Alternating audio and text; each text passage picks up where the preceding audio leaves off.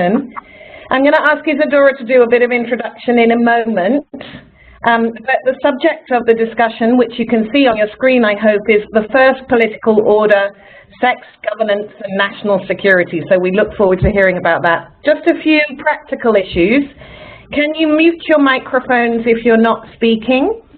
And given that I can't see hands up, if possible, could you use the chat box to either indicate that you have a question, and I'll come to you after Valerie's talk, or indeed put the question in the chat box if you have problems with connectivity, and I can then ask the question.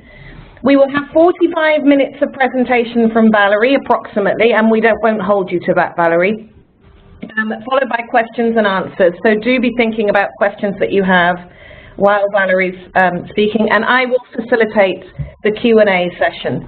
So I hope I've remembered everything. Isadora, over to you to provide a lovely personalized introduction to Valerie, because I know you know her. So thank you, Alison, and thank you everyone for joining us today. I am so excited and so very, very pleased that we are welcoming Valerie Hudson to join us for the Phenomenal series. This is the second in our series of talks, and we've got a fantastic speaker for you today. There's a lot of reasons why Valerie Hudson is a phenomenal speaker and is with us, but I wanted to share 3 thoughts about why, in particular, I'm personally so delighted to have her with us. And so the first reason is that I first came across Valerie Hudson's work when I was looking at Bare Branches, which is the work she did looking at China and Asia on the sex-selective abortion and the policies of the one-child policy in China and how that was affecting society. And her research there is just absolutely cracking and amazing and helped change China's one-child policy. So that's one reason I'm very, very excited to have Valerie with us. The second reason is really about Women's Stat and the data that Valerie has and has collected. Women's Stat is the world's largest database about women. And it really shows why women matter and why women matter for all sorts of issues, particularly around security, but also around health and outcomes and having healthy societies. And if you haven't got on Women's Stat, I will send you the link via the chat box. It is an amazing resource and something that we should all be using. It's fantastic. And the third reason I'm so excited is that Valerie Hudson is a lovely human being.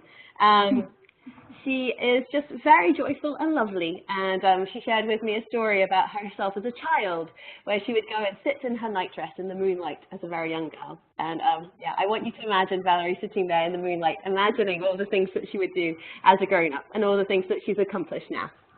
So, Valerie, with that introduction, welcome to the Phenomenal series, and over to you.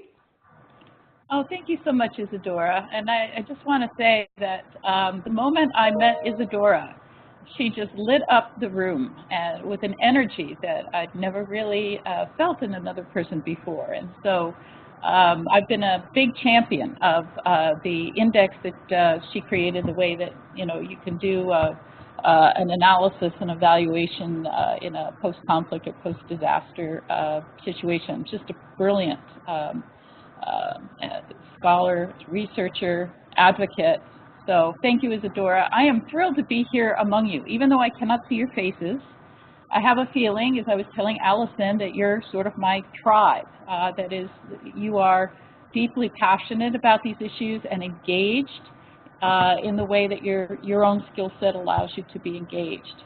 Now, I'm an academic, so my skill set is you know, more in terms of research. So what I'm presenting to you today is a presentation I gave at a scholarly conference in March. And, you know, that's the foundation, but then we can take off in any number of directions after that, during the Q&A. So definitely write down your questions and the points that you would like to pick up and elaborate on, and we'd really like your feedback on this. So this title is actually the title of a book. We are finalizing a book manuscript, which should be sent off to the publisher in hopefully a month. I realize now that it is probably sort of the big book that I will write in my life. It's sort of a comprehensive look at what happens to societies when you make the choice to subordinate women. So consider this kind of sort of the theoretical framework that guides the book, as well as a selected set of empirical results. Okay, here we go. Assuming there we go. Ironically, the entity of the federal government that made all of this comprehensive empirical analysis possible was the U.S. Department of Defense. They have a program called the Minerva Initiative, that seeks to tap academics within the United States to produce data that they think may be relevant to the Defense Department. I thought it was striking that they thought someone looking at gender equality was fundable. That was a huge surprise to me. So from 2014 to 2017, they gave us over $1 million to undertake a huge data collection and then put together some results tracking these linkages. And so we were thrilled. In just stereotypical bureaucratic fashion, you may say, well, what did they do with these fantastic results? And the answer would be virtually nothing. So that's okay. We got the research done anyway. We have a feeling that the academic world will pay attention, even though the Department of Defense that funded the research may not pay attention at all. Now, I think, I don't have to preach to the choir here, right? I think we already know that, women, peace, and security are linked. We could actually trace this in international acknowledgement of this through UNSCR 1325 and all of its follow-ons. From here in the United States, of course, we have a national action plan. I believe there's now over 60 national action plans on women, peace, and security. And in the United States, given the election of President Trump, it was actually the U.S. Congress that stepped forward last October and passed the Women, Peace, and Security Act of 2017 that actually makes the U.S. National Action Plan on Women, Peace, and Security into law. That is, the President cannot ignore it. He at least has to report on his efforts. We will see what happens there. Now, when I gave the academic presentation, of course, I asked, is all of this politically correct hype? Because within the field of international relations and security studies, I think there is still an interesting block of largely, if not virtually all male, that believes that this is some sort of politically correct hype, that there really is no relationship between what's going on with women and issues of national security. But I think, we have enough of a body of work within academia now to suggest that something must be going on. And so consider that at the macro level of analysis, we have a wide variety of studies now showing that when you subordinate women, there's a higher propensity to be involved in intra and interstate conflict, propensity to use violence first in such a conflict, propensity to break treaty obligations and flout international norms. And then some fascinating work by folks like Erin Bjarnegard and Eric Melander, who have shown that in cross-national attitudinal surveys, they have found that individuals that hold more gender unequal beliefs are also significantly more hostile to other nations, significantly more hostile to minority groups within their country, and they are significantly more likely to become involved in political violence. So we see that there's this interesting harmony of research at the very macro level and then at the very micro level that links women's subordination to, shall we say, some negative outcomes. Well, what our book attempts to do is to suggest why this should be so.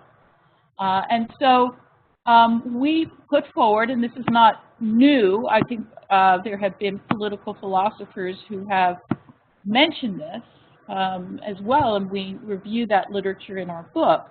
We suggest that the first political order is the sexual political order. And that the character of that first order molds the society, its governance, and its behavior. Sometimes when I'm giving this lecture to students, I say, you know, some of you have been in a video game design class, and you know that if you're a game designer, right, your boss or your client gives you some parameters and then says, make a game. And I said, well, what if I gave you just one simple parameter? You have two groups, roughly half and half of the population, neither of which can reproduce. There's no future, one without the other. The future literally depends on their interaction. What kind of game would you come up with? And what we discover, I think, very quickly, is that some foundational choices need to be made. So let's talk about these. And these are political. These are clearly political in nature. One of the questions that game designer will have to hit straight on very early is, what is the status of these two groups? Are these groups going to engage each other as equals or as subordinate and superordinate? And we could imagine a spectrum, right, from pure inequality to pure equality, along which groups could, you know, make a decision about how these two groups will interact. We could imagine a second dimension, decision-making in the context of difference. Will decisions in the society be made by one group or both groups? And again, we can imagine a spectrum. You know, on the left, just one group makes a decision. On the right, both groups would make a decision. A third political dimension, conflict resolution in the context of difference. If the two groups disagree, how's the disagreement to be resolved? Can one group be coerced to provide what's required for group survival and persistence against their will? And again, we can imagine the spectrum where violent coercion of one group by the other is the norm to resolve conflict. And at the other end of the spectrum, nonviolent resolution, compromise. And then lastly, resource distribution in the context of difference is an overtly political dimension with regard to resources necessary for survival and persistence, such as food, land, weapons, children, wealth. Will one group control these, or will both groups control these? And again, we could imagine a spectrum, couldn't we? So we suggest that that when a society encodes the left-hand side of gender inequality, inequality between these two groups, that you will get a very distinctive type of culture resulting. And we suggest that there are, in a sense, this is linked to group security strategies. We assert in our theoretical framework that there are two primary ways of ensuring group security in the 21st century. The newer security provision mechanism, we argue, is states. But we argue that the most ancient security provision mechanism for groups is actually what we call patrilineal fraternal extended kin networks. And this is, whoops. For some reason, my screen now looks completely different, as if I am not sharing my screen at all. That's right. We can't see it, Valerie, but we can still hear you. So if you want to try and get it back up, if not, don't worry, because we listen intently. Let me see what I can find here.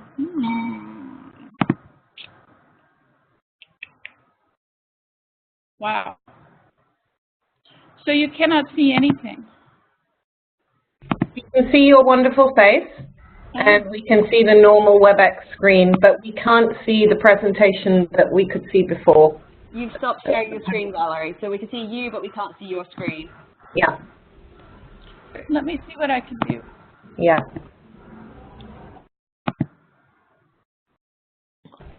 It looks as if it's come back, so now we can see your screen, but it's not on presentation mode, so we can see, you know, literally what your screen. That's it. Now it's perfect, my dear. All right, wonderful. These patrilineal fraternal extended kin networks are what we would understand to be when a society makes the choice for gender inequality. And we suggest that this choice is made in order to assure that there is a male-bonded fraternal kin network capable of handling, coping with external threats. And this ancient security provision mechanism is still absolutely relevant today, specifically where states are weak or weakening, or were never strong in the first place. We believe that this ancient security provision mechanism of male-bonded kin networks will resurge within the society, where they enable the type of fraternity that facilitates male cooperation against threats. However, we assert in our framework that when you pick up one end of the stick, you pick up the other.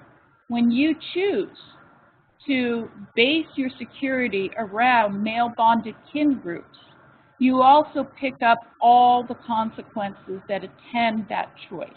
And we believe that those consequences include higher levels of insecurity and instability, high levels of corruption, government ineffectiveness, asset stripping, extremism, and the constant threat of annihilative violence. So how do you see whether a society, in fact, is dependent on this patrilineality fraternity? Well, we suggest that you need to look at those foundational political dimensions of gender inequality. We need to look at the situation of women in their homes, because male-bonded kin networks cannot exist and cannot recreate and reproduce themselves into the future without systematically subordinating women to the interests of that male-bonded kin group. And I want to tell you how I finally, came to this conclusion. And I did so because of a conversation I had about a dozen years ago. I was at a different university then, and we were hosting some female Afghan members of parliament. And I had lunch with one of them. And I was gushing naively about how wonderful it was that she was a member of parliament, how this indicated, that, empowerment had come to Afghan women, and et cetera, et cetera, et cetera, how, Afghanistan actually had a higher proportion of women in its legislature than the United States government. And she stopped me and she said, "Valerie, you don't understand." She said, "I could go home to my house and my husband could announce that he had divorced me and I would be divorced. And he would have custody of our children. And I would have no share in the marital property in our home or otherwise. And I don't even know where I would live." And she said also, "Even if my husband does not divorce me, I may have no say over when my children are married or to whom they are married." And so she looked at me and she said, "How empowered am I, really, Valerie?" And that's when I realized, through this sort of crucial conversation, that many of us as academic researchers were looking in the wrong place to see women's disempowerment. More specifically, we were typically looking at things such as female literacy, female labor force participation, female parliamentary representation, and that's not where the action was. Because I had a highly literate, university-educated woman who had been in the labor force and was a member of parliament telling me that she felt deeply disempowered. So we would assert that the first political order is at the level of the household, and we need to be asking questions at that household level. How much say does a woman have about getting married? How old is she when she's married? How much say does she have within her marriage? What types of property and inheritance rights does she have? Are there inequities in family law, such as in matters of divorce and child custody? Is marriage patrilocal? Is bride price or dowry paid? Is polygyny or cousin marriage prevalent? Does the society view domestic violence and femicide as normal, even expected? Is rape treated as a property crime? That's where we would be looking if we understood what this female Afghan MP was trying to tell me. And so, in a sense then, as an academic researcher, I thought, I can do this. I can begin to collect some data on these household disempowerment measures and see what comes of seeing that household disempowerment. So we've sort of put forward together our theoretical vision of something that we call the syndrome, that is looking at the components of women's household disempowerment. And this kind of, you know, is sort of a circular diagram because we feel it all interlocks together. And so I'm sure it's quite possible that you cannot see what's written in those boxes. So my next slide actually, I think, lists all of those. So the syndrome, which we think interlocks together, is high levels of violence against women, and then lack of property and inheritance rights for women. We look at prevalence of patrilocal marriage, son preference, and sex ratio alteration. We look at age of marriage for girls, not simply in law, but also in practice. We look at the overall degree of inequity in family law and customs, such as divorce and custody. We look at bride price and dowry. We look at the prevalence and legality of polygyny. We look at societal sanction for killing women, such as honor killings. We look at cousin marriage in law and practice. And we also look to see whether rape is treated as a property crime. That is, does the law provide legal exemption for rapists who offer to marry their victims? Now, this set of variables looks vastly different from the usual types of women's empowerment variables that we use in academics.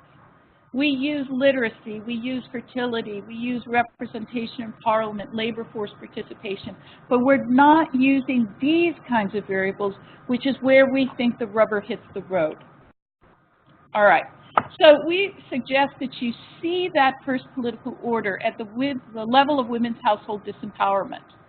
And that you can still have high levels of what we are calling the syndrome and have high female literacy rates and high female labor force participation, low mortality rates, high level of political participation, right, which would explain what I call the Rwanda paradox, right? So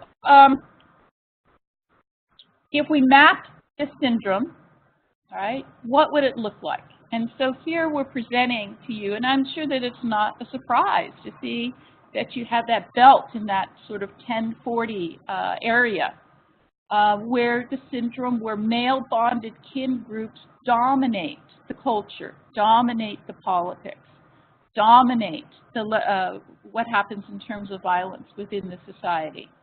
But you also have societies that are in transition, either away from or on its way back to this sort of reliance on patrilineal fraternal kin groups.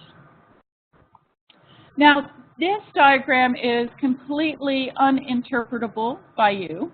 I will simply tell you that the middle black circle represents this, the interlocking components of the syndrome. And so what we attempted to do in this diagram is show how each component of that syndrome then has consequences for state-level phenomena, such as food security, right? If women don't have property and land rights, you're going to have consequences for food security. If age of marriage of girls is low, you're going to have health consequences and demographic consequences and so forth. So this is sort of our hypotheses in terms of how that syndrome of women's subordination in the first political order undermines the stability and the security of your group. So what I'll simply present here today is one of those clusters. Right? You notice that we had several different colors here, but we were looking specifically in the paper we presented in March at stability and governance indicators. So we took 23 different indicators because we didn't want to be accused of cherry-picking indicators. So we took such things I'm sure you're familiar with, such as the Fragile States Index, and we took the World Bank Rule of Law Index, corruption index, government effectiveness index. We looked at regime type because we were interested in whether societies that encode gender inequality are also less likely to be democratic. We also looked at various indicators of political rights. We looked at the Global Peace Index. I'm sure you're familiar with Vision of Humanity's work on that multi-component index, as well as indicators of state legitimacy. We, of course, wanted to do multivariate modeling, so we also added control variables that we thought were unrelated to gender inequality in the first place. So we looked at colonial status, we looked at Samuel Huntington's breakdown of different civilizations, such as Islamic civilization versus African civilization and so forth. We looked at urbanization, land neighbors, land which is arable, religious fractionalization, and ethnic and racial fractionalization. Here's the Fragile States Index, and I want to tell you that this is robust even when we switch out urbanization and put GDP per capita in as well. This is the results of the multivariate modeling. If you look in the second to last column, which is significance, we chose a very high level of significance, 0.001, as our cutoff, and you'll see that there are two variables and two alone in this multivariate model that turn out to be significant. One is the syndrome, and the other is urbanization. Notice in the last column, we list effect size. And effect size gives you an understanding of how important that variable is in explaining the variance of Fragile States Index. And you'll notice that the syndrome's effect size is nearly twice or over twice that of urbanization. So in this particular multivariate model, the most important determinant of the Fragile States Index was, in fact, our multivariate level or index of women's household disempowerment, right? This syndrome that we've talked about here. And again, that's robust even if you switch out wealth, the measure of wealth, GDP per capita for urbanization. If we looked at the scatter plot here, simply looking at the bivariate scatter plot of the syndrome along the x-axis with Fragile States Index along the y-axis, you can see a very obvious positive relationship. That is, the worse the syndrome, the worse fragility that the state experiences. Another that I think would be interesting to you is regime type, right? That is the regime autocratic or democratic?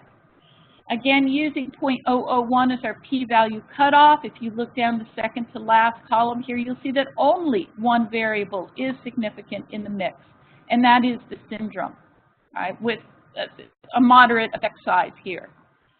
Denoting that when you have societies that encode women's household disempowerment, that learned behavior of autocracy at the household level is mirrored at the state level in state autocracy as well.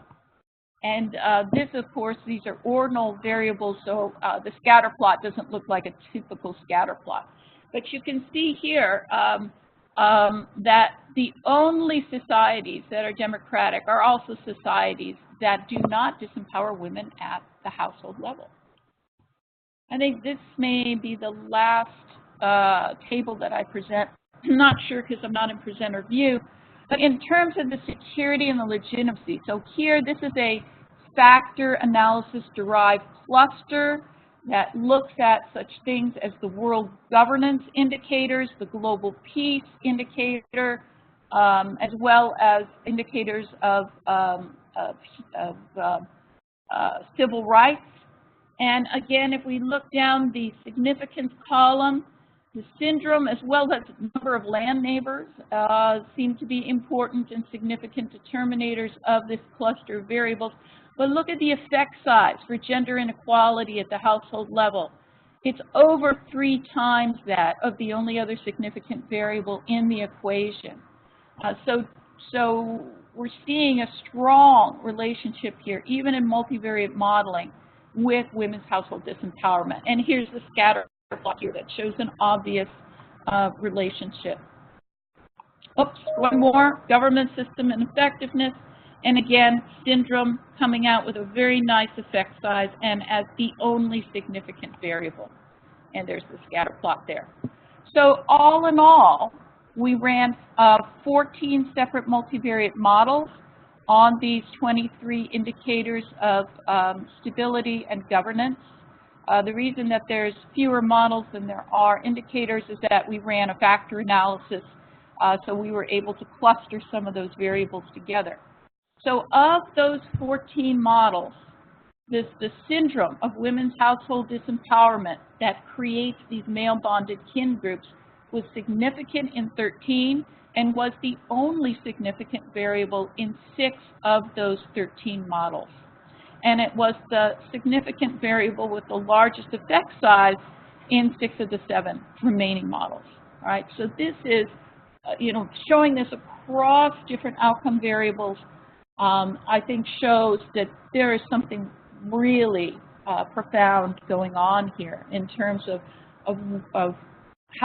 women's household disempowerment and what kind of governance and stability your society will experience. So I would suggest here some interesting implications of these results. For example, the horizon of possibility for democracy seems to be significantly constrained by the presence of the syndrome. Autocracy, corruption, and a lack of rule of law at the household level are strongly associated with the same at the state level. So our theoretical framework anticipated these relationships, and large N analysis has corroborated it. We've also found similar results with other outcome variables, such as concerning conflict and terror, demographics, economic performance, whether an economy has a rentier cast to it, health, environment, education, and social progress. I won't present those results here. In fact, looking across all of these clusters that are designed to sort of assess the functionality and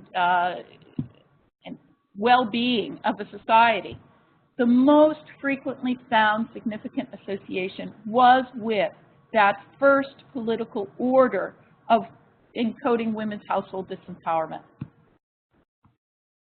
So, the question I think that arises is, why do we get these results? And we suggest that women's household disempowerment contributes to instability, insecurity, autocracy in at least 3 ways. First, by being a boot camp.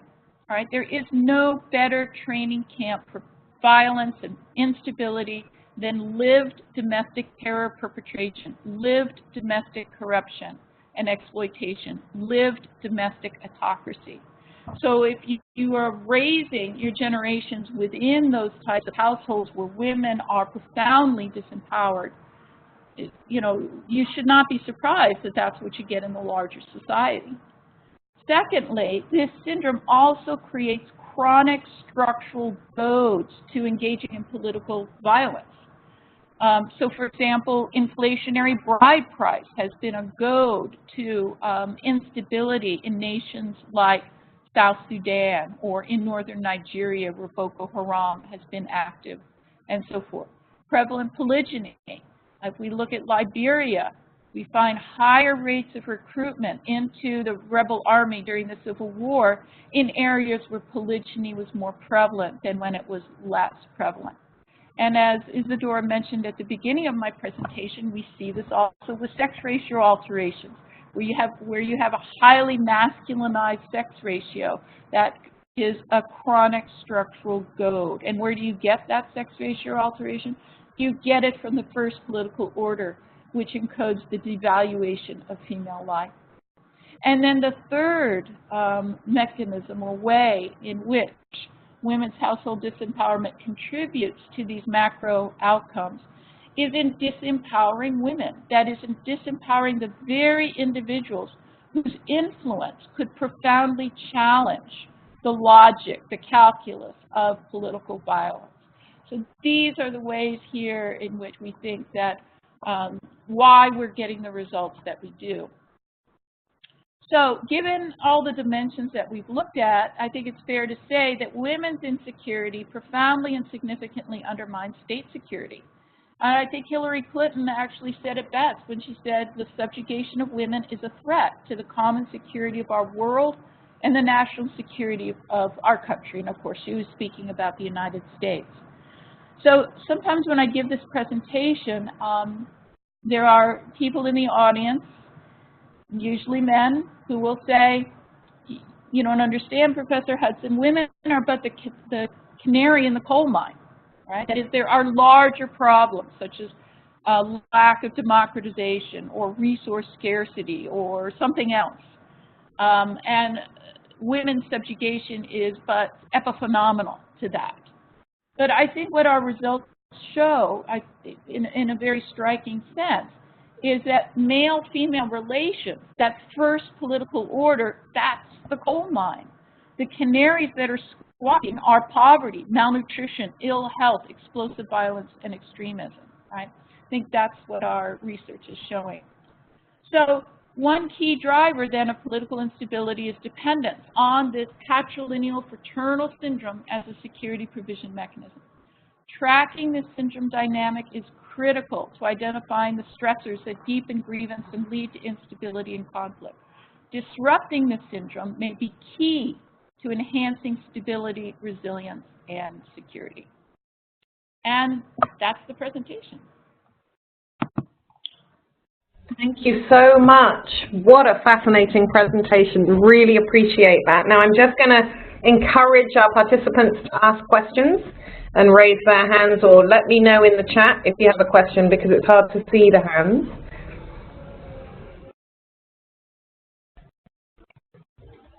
I'll just give it a couple of minutes. If not, I have a couple, but I don't want to start.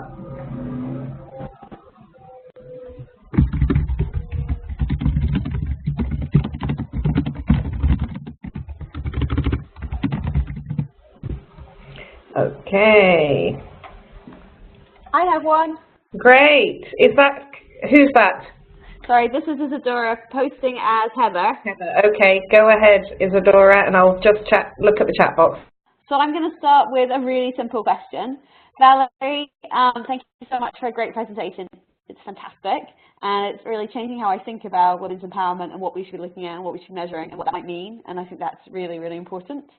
I am aware that there were a bunch of words that I had to think about in terms of the meaning, and I wondered if you would mind sharing what some of those words mean for those of us who don't necessarily always work with them. Things like polygyny would be helpful. Things like, yeah, would you mind? I think it might help.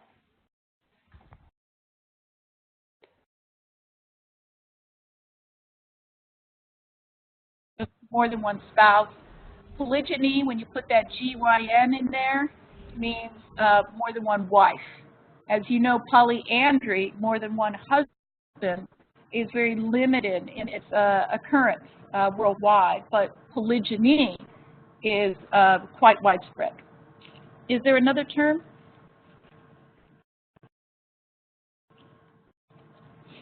I've got one more, but I'm going to look really stupid. Could you tell me what's the difference between what is a multivariate and what is a bivariate analysis? I think it's multiple and two variables, but I'm sorry, that you got past me in terms of my knowledge of stats. No, actually, you're absolutely right. Bivariate simply means two variables. Multivariate means more than two variables. When you run a multiple regression, you don't simply want to look at the bivariate, right? So, for example, if I said that, oh, goodness gracious, what would it be?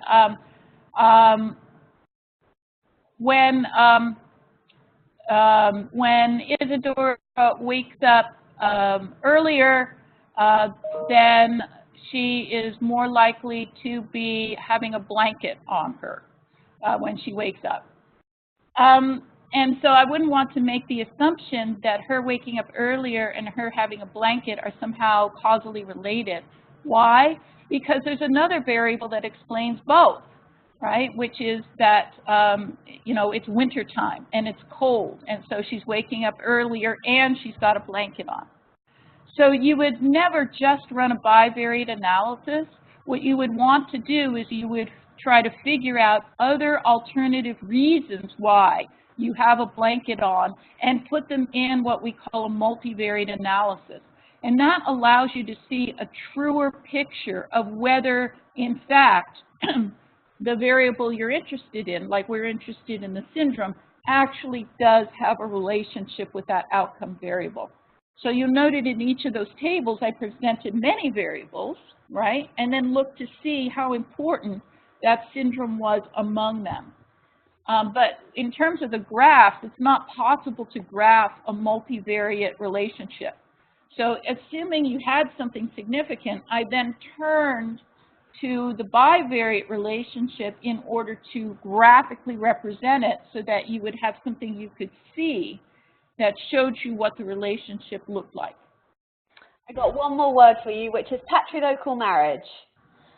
Oh, this should be huge in what you're doing on the ground. Patrilocal marriage, of course, is the practice of having a new bride move to her husband's household instead of the reverse, or instead of the two of them going off and creating a new household, which would be called neolocal.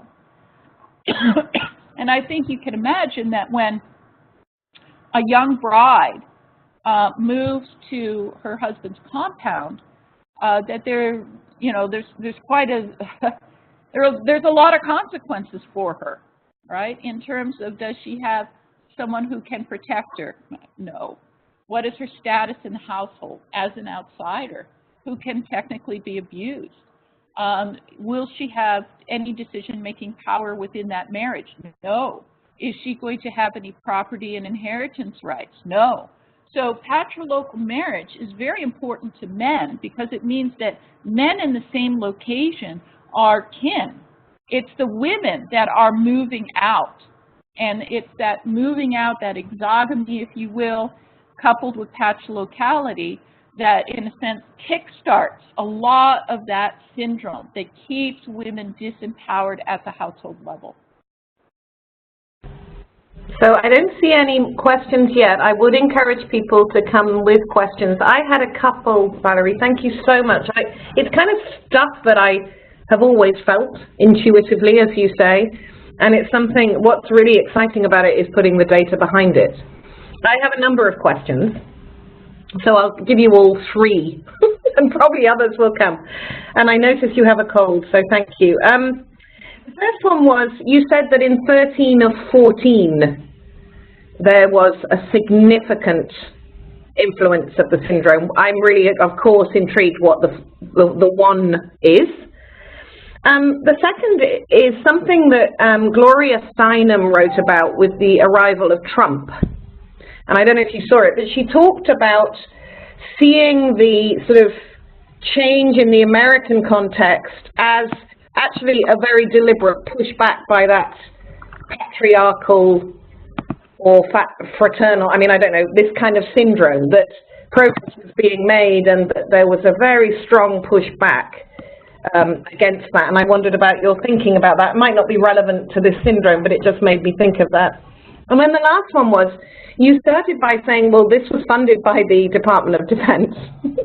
And of course, they're not interested in it. And we probably know why as feminists. But I'd just love you to talk a little bit about why and what you think then can be done. Because if this is a sustainable way of addressing insecurity, you know, what kind of ideas do you have, either within the academic world or other worlds, about what we might do? And then I see there's another question in from Dennis, which I'll give to you after. Okay? Those are all brilliant questions. The only one that we did not see a significant relationship with was a two-variable cluster that looked at freedom of religion and what was called deliberative democracy, which looked at the inclusivity of the government. And I've actually been asked by the U.S. Commission on International Religious Freedom if I would be willing to look a little bit closer at the relationship between gender inequality and freedom of religion, because I think it's very fraught. That is, societies that have greater freedom of religion may simply be societies that have greater religious fractionalization. And so I think that's the relationship that is going to be highly nuanced. And I look forward to actually doing a little bit more work in it. Your second question was about Donald Trump. And I mean, it's not possible to assert that there was some kind of, conspiracy to elect Donald Trump. I think there were, American politics is very strange, a number of things. I think, is it part of a backlash? Well, absolutely, it's part of a backlash. Does the backlash explain totally why he was elected? I am not sure about that. There were enough cross-cutting issues. I think you know that we had a candidate named Bernie Sanders, and there were many who were attracted by Bernie Sanders who refused then to give their support to Hillary Clinton in the final election. So I think it was kind of a mess and a confluence of a variety of things. Is there a backlash? I think there absolutely is a backlash.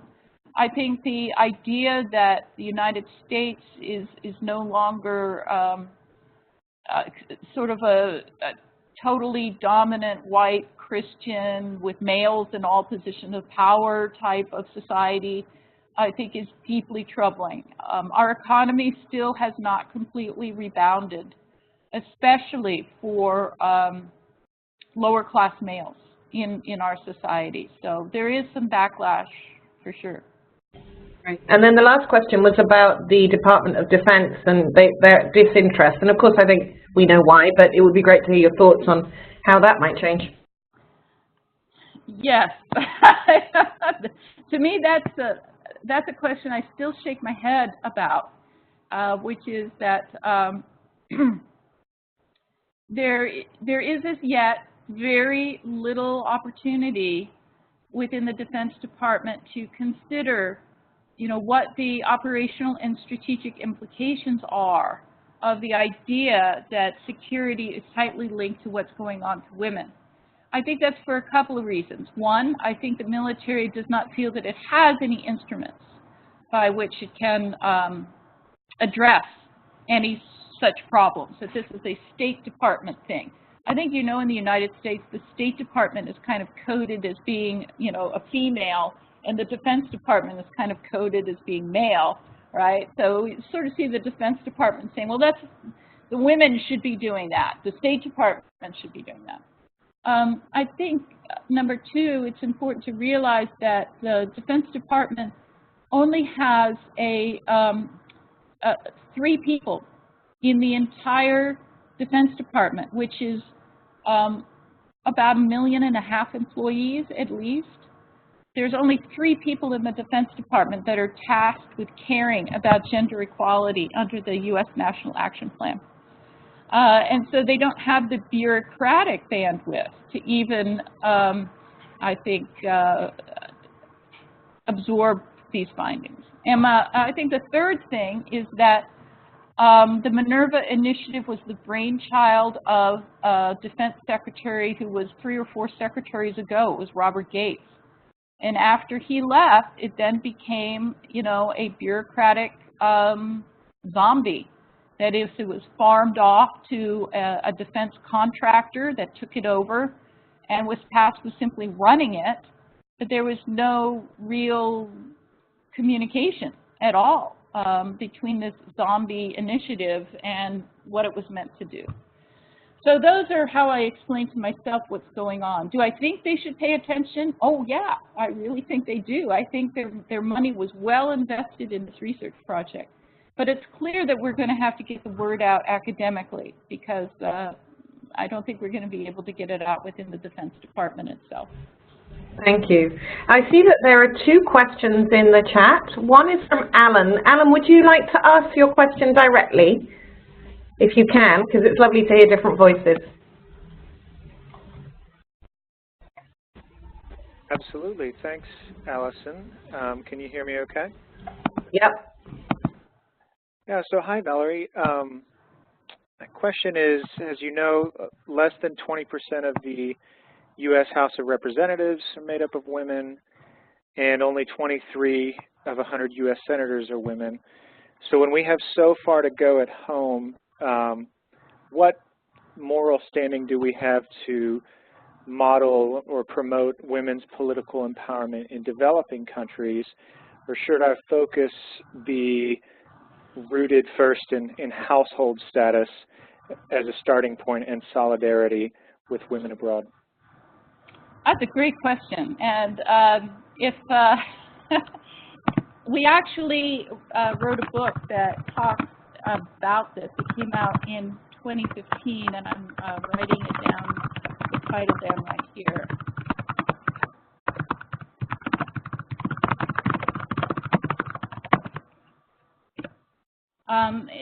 We wrote a book called The Hillary Doctrine, Sex and American Foreign Policy, and this was written, of course, before the election of Donald Trump. But it looked at the history of how sex came to be on the radar screen of those who do foreign policy in the United States. And then it looked also at the problems, right, with this agenda. Because I'm certainly not one who's naive enough at this age to suggest that there aren't problems with that. So when Hillary Clinton was Secretary of State, right, she, faced a number of quandaries, despite the fact of having this eponymous, doctrine, right, that women matter in foreign and security policy. She herself faced issues, one of the issues was the issue of, do you say things publicly or do you say things privately? And if you only say things privately, aren't people going to assume you're a hypocrite? And we saw this very clearly with the U.S. relationship with Saudi Arabia while she was Secretary of State, where she would refuse, absolutely refuse, to say word one about the situation of women in Saudi Arabia. And then when pressed on this, she would say that it was, something to talk about privately. But then one could, one never knew if she had talked about it. One never knew if it made any difference. I mean, so this was very tough. A second thing that was very tough is that she was accused of having blood on her hands. I think you know that in the fall of, I think it was 2016, when the Taliban retook Kunduz, they came in with a list of women, women who had cooperated with the State Department's gender equality programs, and to find them and kill them. And so there were many who thought that American involvement with feminists in other countries merely targeted those women in other countries for punishment, jail, or even assassination. And then the third thing I think that really is a quandary is if your own house doesn't look any, very good, are you really in a position, moral position to do anything else? So, the United States has not ratified CEDAW. We've signed it. We've never ratified it. I don't know if we ever will ratify it in my lifetime. And of course, we have a dismal percentage of women in the U.S. Congress. We've never had a female president, and we have very high levels of violence against women in our country. But I think it's also true that resources are not distributed equally among the nations of the world. If every nation had the same resources, I would, of course, say the United States has no business, talking about these issues with other countries. Right? Every country has the wherewithal to deal with these issues. But that's not what we see. We have highly unequal resource distribution. And that means that the United States is capable of committing resources that other nations could not. Should they? Even in the context of what we have here in the United States. I think an argument can be made that it should. We have a U.S. National Action Plan on Women, Peace, and Security, and that was part of our obligation under UNSCR 1325. And our National Action Plan commits us to spend money in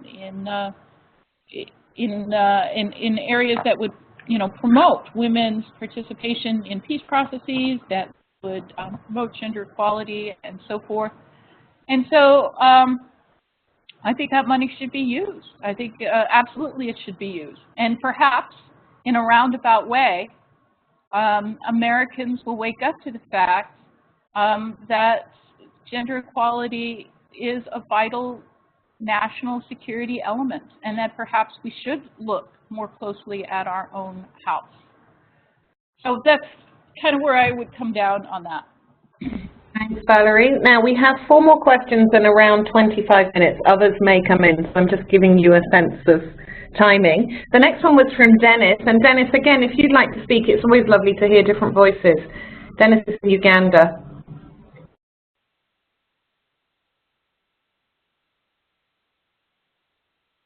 I'm not hearing anything. Am I? Back here. Hello, are you hearing me? Yes, we hear you loud and clear, Dennis. Go ahead. Yes, I saw your presentation, the other part where you actually put the aspect of the p-value with the different statistical measures after the analysis. So I just wanted to maybe have more understanding, because I started the event in the middle, so I missed some of the parts. So I just wanted to know the interpretation and the meaning, especially in regards to what we are talking about, and what it means, especially for us as care. Thank you for your question. A p-value, it's actually not a p, it's actually a rho, but we won't go there. I have taught methods in the past, so you'll have to forgive me if I'm very wonky on you here. But the p-value is measuring what the chance is that you would find this result and the 2 variables not be related. So if our cutoff level is 0.001, what we are suggesting is that there is a 0.1% chance that we would have gotten these findings, and that there would be, in actuality, no relationship between these 2 variables. So it's a very high level of significance. Well, it's technically a very low level of significance, but it means that there is a 99.99 chance that gender inequality at the household level is, in fact, related to these outcome measures.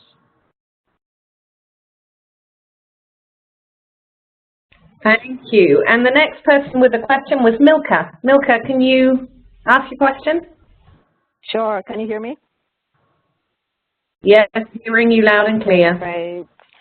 So I think my question is more about, so what does this all mean for the kind of advocacy we need to be doing with governments and donors and humanitarian agencies and national security actors? I think at CARE we recognize the importance of household dynamics, including in humanitarian and crisis contexts. And we are wanting to do more advocacy with key actors to get them to pay more attention to these issues. We note that very often when we talk about issues of gender inequality and gender-based violence, particularly in crisis contexts, the focus tends to be on violence or violations that are undertaken by armed actors. So outside of the household, sexual violence and so on by armed groups and so on. But very little attention tends to be given to the household and issues within the household and the types of discrimination or violations that women might be facing within the household. So we'd just love to get some reflection from you about the kinds of messaging or the kinds of things we need to be highlighting with some of our advocacy targets that you think might resonate. I think that the research that you've presented, the data you're presenting is part of the equation in terms of incorporating some of that into our advocacy. But I'd just love to hear from you what you think about, therefore, what should we be saying, what should we be messaging? Well, that's a brilliant question. And I'm not going to say anything naive here, because the types of issues that I'm raising as the ones that are the most important are the ones that are also most fiercely guarded by societies that are based around male-bonded kin groups. So I don't think you could march into a country where male-bonded extended kin networks are important, let us say Pakistan, and say, these are the following things that need to be changed. We have to dismantle this syndrome, right? Because their security is based upon this template of gender inequality that allows for these male-bonded kin groups to be powerful. And yet, I think it is possible to do two things. One, as you say, they are willing to look at sexual violence by rebels, right? And one can work from that. Well, if it's bad that the rebels are doing it, then it would be bad if we did it, right? So there's a way in which you can reach outward to, talk about UN peacekeepers as violators of human rights norms, or rebel groups as violators of human rights norms, and then suggest, if you're going to accuse them of violating norms, that, you need to stick to those norms. But then I think the second piece is that there are some weak links in that syndrome. Actually, I prepared a slide for a different presentation where I look at that, syndrome circle and suggest that there are some weak links that can then begin to unravel some of the other links. For example, we know that over the past decade, there's been a strong movement to raise the age of marriage for girls. And while a lot of nations have changed their laws, real progress on the ground is a little bit harder, but we have seen some progress. The minute you start raising the age of marriage for girls, you make control of women at the household level less likely. And so the fact that we've seen this progress, I think, is terrific. We've also seen some progress in the constraining of polygyny, where nations have tightened, requirements to take additional wives and so forth. That begins to undermine things as well. We know that there are not just nations, but also communities that are trying to lower or even do away with outrageous bride prices because they destabilize communities. So for example, just this past year in Zimbabwe, a woman has brought a case to the Supreme Court that bride price should be deemed unconstitutional. So if you dismantle bride price, all sorts of things begin to fall away too. And as those things get undermined within the syndrome, then things like female literacy and female labor force participation and female participation in government can really begin, I think, to further crack open that syndrome and dismantle it. So I think the syndrome does have weak points. And I would urge CARE to take a look at sort of that interlocking syndrome and ask themselves, where strategically might we put efforts to try to crack this cage, if you will, of women's household disempowerment. But I will tell you, the last things to go, all right, the very last thing to go is violence against women. And I tell you that because even in Nordic countries, which have none of the rest of the syndrome at all. There is still substantial male-on-female violence, domestic violence.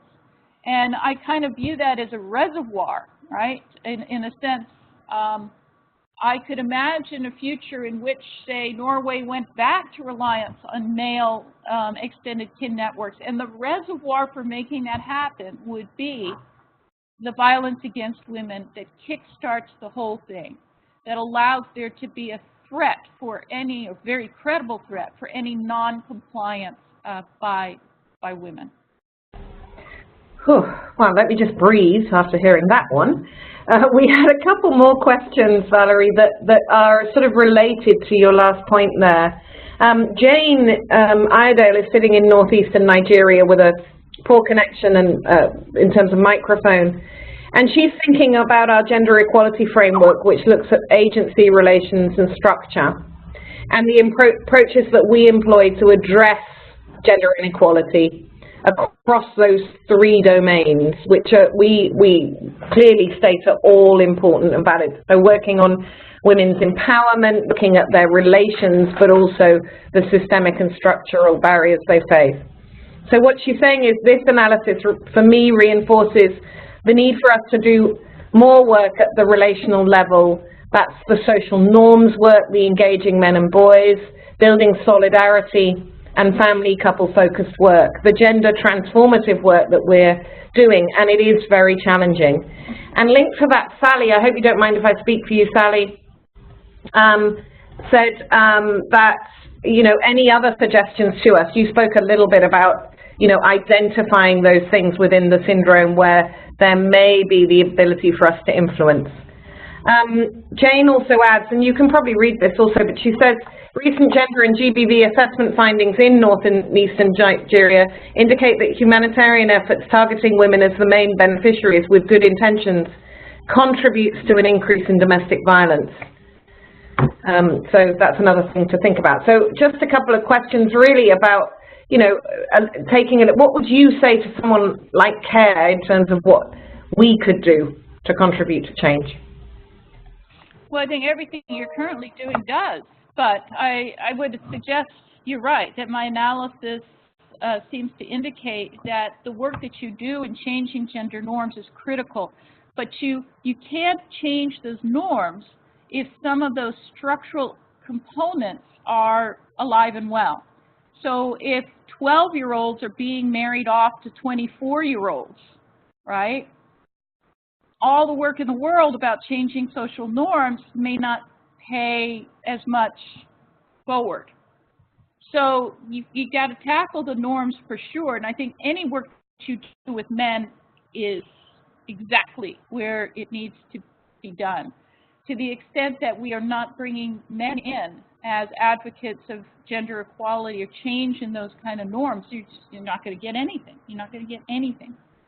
But then I think the second part of it is, you know, there has to be some kind of sustained attack on some of the components of that cage for women. Age of marriage for girls, land rights. And we know that these kinds of things can begin to change. You know, we've seen NGOs like Girls Not Brides working heavily on age of marriage. We've seen NGOs like Landesa working on getting women's names on land titles. You know, so I think those two things kind of work together. And that, I think, is what my analysis shows. But I suspect that you probably already know this. But in a sense, I hope my theoretical framework gives you kind of a way of understanding why you already know this. Yeah, and really helpful. Some specific areas that are part of that structural cage to go at. And it's also interesting how diary and polygyny always seems, or whatever the word you use, is often off limits. People are not prepared to speak. Anyway, very interesting. Now, I see it, yeah, I know. And even within CARE, that's sort of seen as, oh, far too sensitive, you know, impossible to take on. and so on. So yeah, really challenging for us to think about it. I think Jane also raises the point that, you know, the humanitarian context is also very different, and we need to think about how we can do some of the work that we do to engage men and boys and work with couples and so on within those very fragile and conflict-affected contexts. There are a couple of other points. One is from Cassie, which refers to our own stuff. And Sally also raises the question, and Sally, do you want to ask that one first? Because I think Cassie's is slightly different. Sally, do you want to speak? Because it's lovely to hear voices. Yeah, no, thank you, Valerie. This is absolutely fascinating, and I'm going to buy your book when it's out, so I'm really keen to read more. You've spoken about how literacy and those other indicators, you know, women in Parliament, etc., are less critical. I guess my question they're a little downstream, right? Downstream, okay. But when girls are denied education or denied secondary education, I'm surprised that one is so downstream, because I think, you know, when I've been involved in education projects, we really hoped, and getting girls in school where they were denied access to school was quite key to promoting their empowerment and impact on health and the family. And I guess I always thought that would hopefully have some impact, even though clearly the marriage age and all of these things have a big impact. But giving people a better voice, better understanding, and better education. So yeah, I'd just be interested to hear your thoughts on that. Oh yeah, I want to tell you, I'm not saying that education is not a strategic intervention. It absolutely is. But I think what I'm saying is that, let me take an example, Saudi Arabia, right? The rates of secondary education for Saudi women is really high. In fact, there's more women going to tertiary education than Saudi men. And yet that cage, right, of household disempowerment, the types of marriage laws, the types of property rights and so forth, polygyny, etc., still cage women from having the kind of influence in their own lives as well as their own society that they would want. So all I was saying is that as an academic, right, if I'm taking access to secondary education or enrollment in secondary education as my indicator of whether women are empowered or not, that doesn't jive with the fact that I can have high rates of female education and still have them bound up, as I see, for example, in Saudi Arabia. Okay? So I guess what I'm suggesting then is, yes, education can be a strategic intervention, but don't assume that once you get all those girls educated that everything is going to change, because it doesn't necessarily change. What you've got to do is that education has got to be a way of dismantling the components of the syndrome. So one of the reasons you want girls in secondary education is because they'll marry later, right? And that low age of marriage for girls is one of those components, one of those structural components that disempowers women at the household level. So understanding that education has got to be used to crack that straitjacket, that's the focus. We shouldn't pat ourselves on the back when we get high levels of secondary education, but nothing has happened to those components of the syndrome. Exactly. But without it, it could be even worse for the girls. Yeah. Okay. Thank you so much. Thank you. Great. Now we have two more questions. One is from Cassie and the other one is from Isadora. I'm going to go over to Cassie. We have about 10 minutes left, Valerie. Hi. Yeah, mine's sort of a comment, and you just nailed it when you talked about this. You know, you can have all the superficial indicators of like Saudi woman and then the household disempowerment. We have a phenomenon in care that we don't talk about enough, and it's facing me on a regular basis, and this brings us really down to our internal stuff. That we have these amazing women who do fantastic work for care, and we change policies in countries. We address early marriage. We talk about child trafficking and domestic violence and female genital mutilation and everything.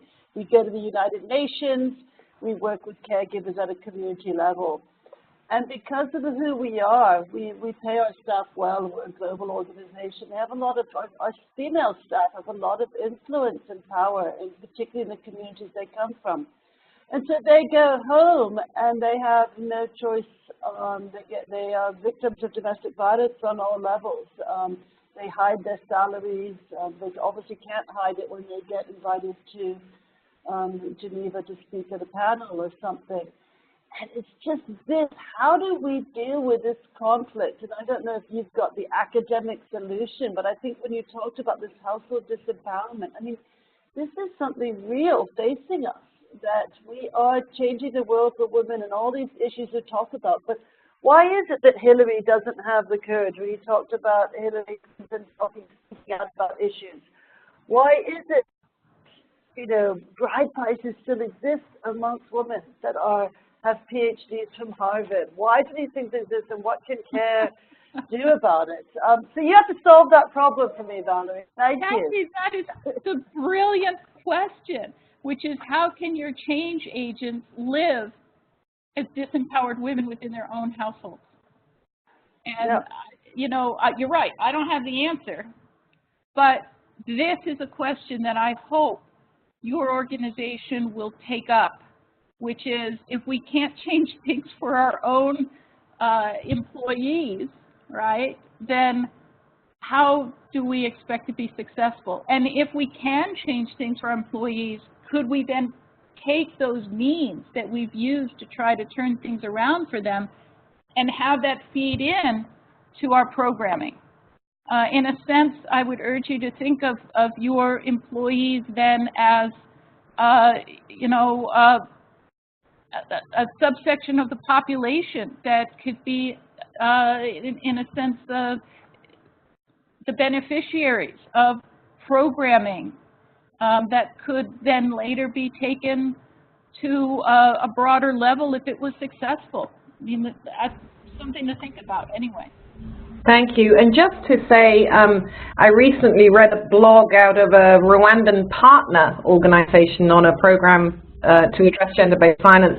And it's a beautiful blog because she speaks about the personal change that this brought about for her. And I think that there is much change. We do take this very seriously, and there is a lot of evidence of real change amongst our staff, but of course always so much more to do. But I thought I'd just tell people about that amazing blog on the Ndashikirwa program from a partner. I'll try and find the blog and share it with you, Kathy. Now, the final question is back to our lovely Isadora. Thank you, and I would like to go from the kind of individual staff level right back out again to the macro societal level. Because one of the things that's really struck me, and it's less a question and more a comment, I want to check I've understood this because it's kind of blowing my mind here, is what you're saying, Valerie, or what I think you're saying, is that there are two worlds out there. There is the world of women in parliament, there's the world of women in school, there's the world of, on paper, of what society looks like. And then there's the private world, the household world. And we have been so focused on what's happening in what is very much the public space, and we have been kind of ignoring too much of what's happening within the household and within the family, and how that links to what happens later on in the public space. So we've got the equation wrong. We're starting in the wrong place. We're starting. Well, you're starting in the easier place, right? It's not wrong, but it's easier, and it is unfortunately less effective. You're right. Well, wrong in the sense of we can work in the public space. And we can do Saudi Arabia, right? We can make Saudi Arabia have the most women in parliament in the world. That's something we can imagine. That's right. We never want to have the highest number of women in parliament in the world, but then look at what's really happening with women in Rwanda. It's a total paradox. So we can make that happen. We can make in this public world, the shiny public world, in these spaces, we can make those changes happen. And if we don't think about addressing what's actually happening in the home, we won't really tackle the root cause of conflict, but also the root cause of gender inequality, that that there are two systems, the public proper system that's on paper and these fraternal systems of power that are still just as present but that we don't often address. And that is absolutely fascinating. So yeah, I just wanted to check I've understood it.